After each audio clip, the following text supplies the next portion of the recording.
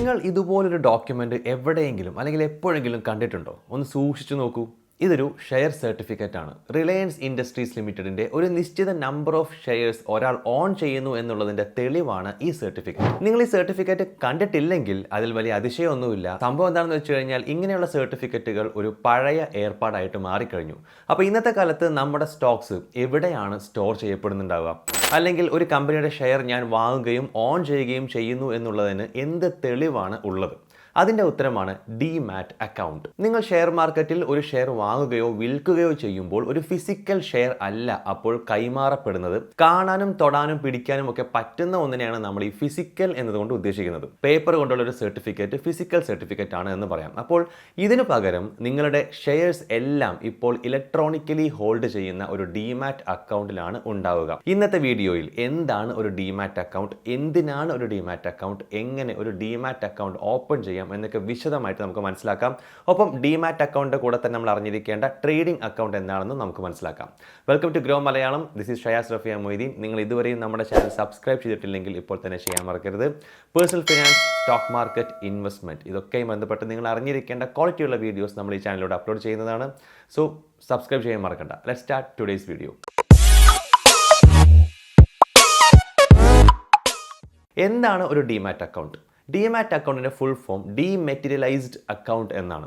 കുറച്ചുകൂടെ സിമ്പിളായിട്ട് പറഞ്ഞു കഴിഞ്ഞാൽ ഫിസിക്കൽ ഷെയർ സർട്ടിഫിക്കറ്റുകൾ സൂക്ഷിക്കുന്നതിന് പകരം നിങ്ങളുടെ ഷെയറുകളും സെക്യൂരിറ്റികളും ഡിജിറ്റൽ ഫോർമാറ്റിൽ സൂക്ഷിക്കാൻ ഇനേബിൾ ചെയ്യുന്ന ഒരു ഇലക്ട്രോണിക് അക്കൗണ്ടാണ് ഡിമാറ്റ് അക്കൗണ്ട്. ഒരു ഡിമാറ്റ് അക്കൗണ്ട് സ്റ്റോക്കുകൾ മാത്രമല്ല ബോണ്ട്, ETF പോലെയുള്ള സെക്യൂരിറ്റികളും ഇലക്ട്രോണിക് ഫോമിൽ സൂക്ഷിക്കുന്നു. ഓക്കെ, അപ്പോൾ നമുക്കൊരു ഡിമാറ്റ് അക്കൗണ്ടിൻ്റെ ആവശ്യം എന്താണ് എന്ന് ഇനി പറയാം. നമ്മൾ എന്തെങ്കിലും ഒരു സാധനം വാങ്ങുമ്പോൾ ആ ട്രാൻസാക്ഷൻ്റെ തെളിവിനായിട്ട് നമ്മൾ അത് നമുക്ക് വിൽക്കുന്ന ആളുടെ കയ്യിൽ നിന്നും ഒരു റെസിപ്റ്റ് വാങ്ങാറുണ്ട് അല്ലേ? അതേപോലെ ഡിമാറ്റ് അക്കൗണ്ട് ഇൻട്രൊഡ്യൂസ് ചെയ്യപ്പെടുന്നതിന് മുൻപ് സ്റ്റോക്കുകൾ വാങ്ങുമ്പോൾ ആളുകൾക്ക് ഒരു പേപ്പർ ഷെയർ സർട്ടിഫിക്കറ്റ് കിട്ടാറുണ്ടായിരുന്നു, നമ്മൾ ഈ വീഡിയോയുടെ തുടക്കത്തിൽ കണ്ടതുപോലെ.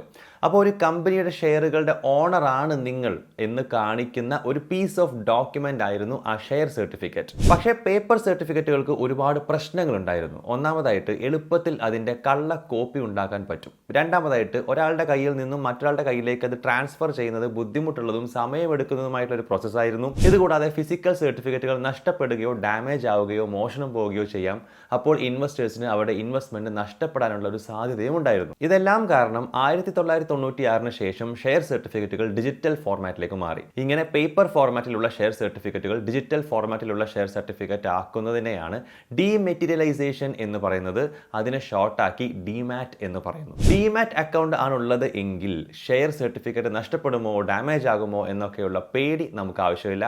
മാത്രമല്ല ഡിമാറ്റ് അക്കൗണ്ട് നിങ്ങളുടെ ഇൻവെസ്റ്റ്മെന്റിലേക്ക് ഈസി ആക്സസ് പ്രൊവൈഡ് ചെയ്യുകയും ചെയ്യുന്നു. അതുവഴി നിങ്ങൾക്ക് നിങ്ങളുടെ പോർട്ട്ഫോളിയോയുടെ പെർഫോമൻസ് ട്രാക്ക് ചെയ്യാൻ പറ്റുന്നു. ഇതുവരെ ക്ലിയർ ആണോ? ആണെങ്കിൽ കമന്റ് സെക്ഷനിൽ എസ് എന്ന് ടൈപ്പ് ചെയ്യുക. ഞാൻ വെയിറ്റ് ചെയ്യാം. ചെയ്തോ? അങ്ങനെയാണെങ്കിൽ നമുക്ക് അടുത്തേക്ക് പോവല്ലേ. അപ്പോൾ ഇനി ഒരു പ്രധാന ചോദ്യം ബാക്കിയുണ്ട്. ഈ ഡിമാറ്റ് അക്കൗണ്ട് ഓപ്പൺ ചെയ്യാൻ നമ്മൾ ആരെയാണ് കൂടെ കൂട്ടേണ്ടത്? ഇത് ഒറ്റയ്ക്ക് ഓപ്പൺ ചെയ്യാൻ പറ്റുമോ? അതിൻ്റെ ഉത്തരം പറയുന്നതിന് മുൻപ് ഞാനൊരു ചോദ്യം അങ്ങോട്ട് ചോദിക്കാം. ഒരു സേവിങ്സ് അക്കൗണ്ട് ഓപ്പൺ ചെയ്യണമെങ്കിൽ നമ്മൾ സാധാരണ എങ്ങോട്ടാണ് പോവുക? പബ്ലിക് ആൻഡ് പ്രൈവറ്റ് ബാങ്കുകളായിട്ടുള്ള SBI, HDFC bank, ICICI bank, Kotak Mahindra bank, bank of Baroda തുടങ്ങിയ സ്ഥലങ്ങളിലേക്കല്ലേ? ഇന്ത്യയുടെ സെൻട്രൽ ബാങ്ക് ആയിട്ടുള്ള റിസർവ് ബാങ്ക് ഓഫ് ഇന്ത്യയുടെ കീഴിൽ രജിസ്റ്റർ ചെയ്ത ഓതറൈസ്ഡ് ആയിട്ടുള്ള സ്ഥാപനങ്ങളാണ് ഇവ. അതുപോലെ തന്നെ ഡിമാറ്റ് അക്കൗണ്ട് സർവീസ് പ്രൊവൈഡ് ചെയ്യുന്ന രജിസ്റ്റേർഡ് ഡെപ്പോസിറ്ററീസും ഇന്ത്യയിലുണ്ട്. Central depository services India limited CDSL and national securities depository limited NSDL. പ്രത്യക്ഷത്തിൽ ഇവ തമ്മിൽ വ്യത്യാസമൊന്നുമില്ല. സ്റ്റോക്ക് മാർക്കറ്റിനെ നിയന്ത്രിക്കുന്ന സെബിയുടെ റെഗുലേഷൻസിൻ്റെ അണ്ടറിലാണ് ഇവ ഓപ്പറേറ്റ് ചെയ്യുന്നത്.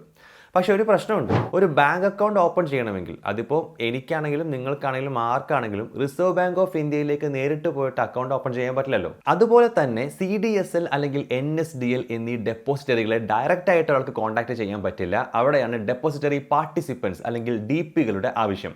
ബേസിക്കലി NSDL അല്ലെങ്കിൽ CDSL പോലുള്ള ഡെപ്പോസിറ്ററികളുടെ ഏജന്റുമാരാണ് DPs. ഡെപ്പോസിറ്ററികളും ഇൻവെസ്റ്റേഴ്സും തമ്മിലുള്ള ലിങ്ക് ആണ് ഡെപ്പോസിറ്ററി പാർട്ടിസിപ്പൻസ് എന്ന് പറയാം.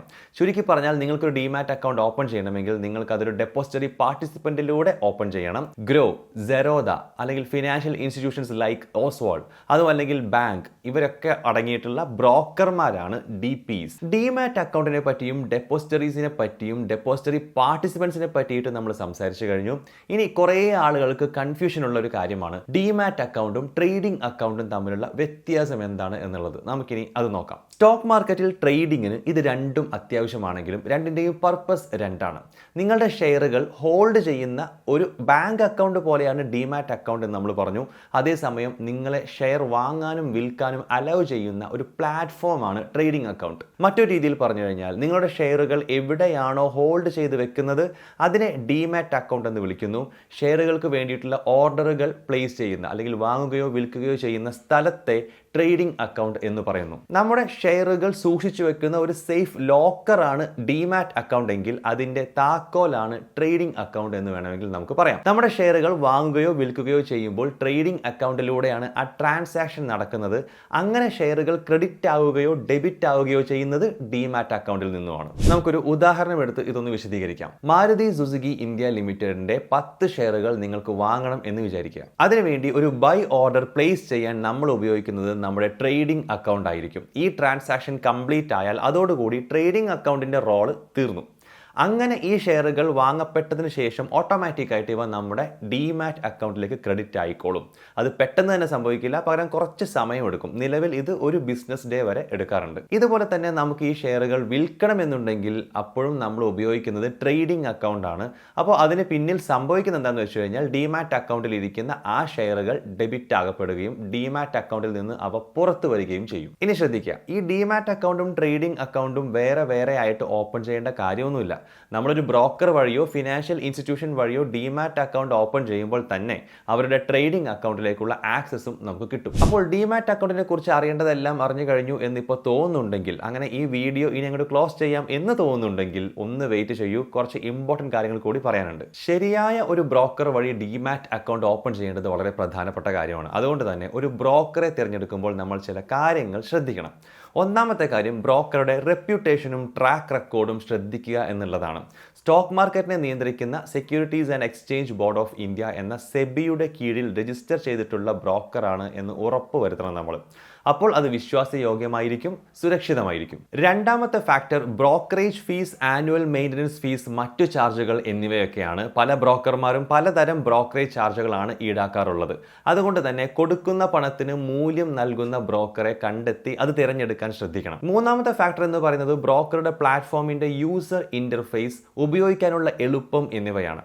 ഒരു ഇൻവെസ്റ്റർ എന്ന നിലക്ക് നിങ്ങൾക്ക് ആവശ്യമുള്ള എല്ലാ ഫീച്ചറുകളും നൽകുന്ന പ്ലാറ്റ്ഫോം ഉള്ള ബ്രോക്കറെ തന്നെ തിരഞ്ഞെടുക്കാൻ ശ്രദ്ധിക്കുക. ആൻഡ് ഫൈനലി, ഒരു സ്ട്രോങ് കസ്റ്റമർ സപ്പോർട്ട് ടീം ഉള്ള ബ്രോക്കർ ആണെങ്കിൽ അത് നമുക്ക് വളരെയധികം ഉപകാരം ചെയ്യുമെന്നും ഓർക്കുക. ഇനി നമ്മൾ നോക്കാൻ പോകുന്നത് എങ്ങനെ ഒരു ഡിമാറ്റ് അക്കൗണ്ട് ഓപ്പൺ ചെയ്യാമെന്നാണ്. നിങ്ങൾ സ്റ്റോക്ക് മാർക്കറ്റിലേക്ക് ഇപ്പോൾ കടന്നു വന്ന ഒരു പുതിയ ആളാണെങ്കിൽ ഈ ഡിമാറ്റ് അക്കൗണ്ട് ഓപ്പൺ ചെയ്യുന്നതുമായി ബന്ധപ്പെട്ട കാര്യങ്ങൾ ആലോചിച്ച് ആകെ തല പോഞ്ഞിരിക്കാനുള്ള സാധ്യത കൂടുതലാണ്. ബട്ട് ആക്ച്വലി ഇതൊരു സിമ്പിൾ പ്രോസസ്സാണ്.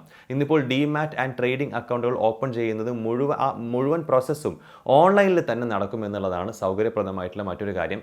സാധാരണഗതിയിൽ 24 മുതൽ 48 മണിക്കൂർ മാത്രമേ അക്കൗണ്ട് സക്സസ്ഫുൾ ആയിട്ട് വെരിഫൈ ചെയ്യാൻ എടുക്കാറുള്ളൂ. ഇതിനായിട്ട് നിങ്ങൾ ആകെ ചെയ്യേണ്ടത് നിങ്ങൾ ആഗ്രഹിക്കുന്ന ബ്രോക്കർ അല്ലെങ്കിൽ ഡെപ്പോസിറ്ററി പാർട്ടിസിപ്പന്റിനെ തിരഞ്ഞെടുക്കുക, നിങ്ങളുടെ പേഴ്സണൽ ഡീറ്റെയിൽസ് ഫിൽ ചെയ്യുക, pan card, Aadhaar card, bank statement തുടങ്ങിയ ഡോക്യുമെന്റുകൾ അപ്ലോഡ് ചെയ്യുക, നിങ്ങളുടെ KYC കംപ്ലീറ്റ് ചെയ്യുക, ഫോം സബ്മിറ്റ് ചെയ്യുക. ഇത്രയേ ഉള്ളൂ. ഇനി അവസാനമായിട്ട് ഒരു കാര്യം കൂടെ, ബാങ്ക് അക്കൗണ്ടുകളെ പോലെ തന്നെ നമുക്ക് വേണമെങ്കിൽ മൾട്ടിപ്പിൾ ഡിമാറ്റ് അക്കൗണ്ടുകൾ ഓപ്പൺ ചെയ്യാവുന്നതാണ്. അതായത് ഒന്നിലധികം ഡിമാറ്റ് അക്കൗണ്ട്. പല ആളുകളും അവരുടെ ഇൻവെസ്റ്റ്മെന്റ് ഓർഗനൈസ് ചെയ്യാൻ വേണ്ടിയിട്ട് അങ്ങനെ ചെയ്യാറുണ്ട്. ഫോർ എക്സാമ്പിൾ, ഒരു അക്കൗണ്ട് ലോങ് ടേം ഇൻവെസ്റ്റ്മെന്റിന് മാത്രമായിട്ട് മാറ്റിവെക്കുക, മറ്റൊന്ന് ട്രേഡിങ്ങിന് വേണ്ടി മാറ്റിവെക്കുക. പക്ഷേ ഈ അക്കൗണ്ടുകൾ മാനേജ് ചെയ്യുന്നതും ഇവയിൽ നിന്നും വരുന്ന സ്റ്റേറ്റ്മെന്റുകൾ വായിക്കുന്നതും മൾട്ടിപ്പിൾ അക്കൗണ്ടുകൾ ഈടാക്കപ്പെടുന്ന വാർഷിക നിരക്കുകൾ അടക്കുന്നതുമൊക്കെ നല്ല മെനക്കെട്ട പരിപാടിയാവാനും ചിലവേറിയതാവാനും സാധ്യതയുണ്ട് എന്ന് കൂടി മനസ്സിൽ സൂക്ഷിക്കണം. പക്ഷെ എന്നിരുന്നാലും നിങ്ങൾക്ക് ശരിക്കും ആവശ്യമുണ്ട് എന്നാണെങ്കിൽ മൾട്ടിപ്പിൾ അക്കൗണ്ടുകൾ തുറക്കുന്നത് തന്നെ ആയിരിക്കും നല്ലത്. സ്റ്റോക്ക് മാർക്കറ്റിൽ പുതിയ ആളല്ല നിങ്ങളെങ്കിൽ സ്വാഭാവികമായിട്ടും നിങ്ങൾക്കൊരു ഡിമാറ്റ് അക്കൗണ്ട് ഉണ്ടാവുമല്ലോ. ആരാണ് നിങ്ങളുടെ ബ്രോക്കർ എന്നൊന്ന് കമന്റ് ചെയ്യാമോ? ഒപ്പം സ്റ്റോക്ക് മാർക്കറ്റിലേക്ക് കടന്നു വരാൻ ആഗ്രഹിക്കുന്ന പ്ലാൻ ചെയ്യുന്ന ആളുകളുണ്ടെങ്കിൽ അവർക്ക് ഈ വീഡിയോ ഉപകാരമായേക്കാം. അതുകൊണ്ട് നിങ്ങൾ ഷെയർ ചെയ്യാൻ മറക്കരുത്. അപ്പോൾ മറ്റൊരു ഇൻട്രസ്റ്റിംഗ് വീഡിയോ ആയിട്ട് വീണ്ടും കാണാം. Thank you for watching. By.